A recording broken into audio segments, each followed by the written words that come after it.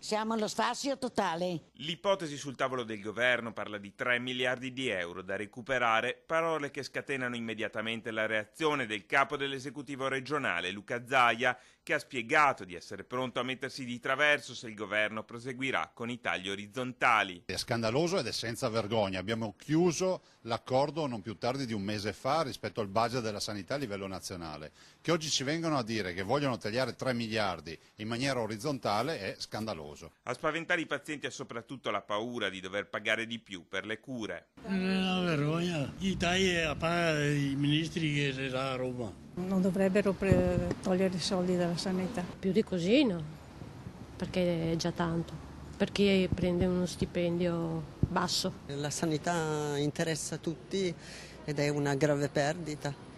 Penso che invece eventualmente andrebbe ponderato non un taglio ma un'attenzione a quelle che sono le spese. I veneti, se si facessero questi tagli, non avranno neanche più le cure o saranno molto compromesse e dalle altre parti continueranno a sprecare. Mi si spieghi piuttosto perché un pasto in ospedale in Veneto costa 6,5 € e in giro per l'Italia arriva a costare anche 60-80 €. Una siringa qui da noi 6 centesimi, in giro per l'Italia 24 centesimi. Un botta e risposta quello tra il Presidente del Consiglio e il Presidente della Regione, che è continuato anche su Twitter.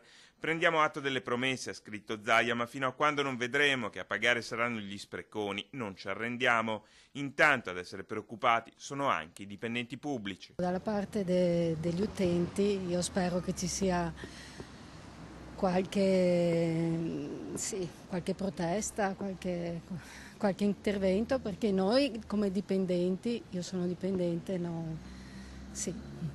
cerchiamo di fare il possibile, ma con i tagli del personale, degli stipendi non è il massimo.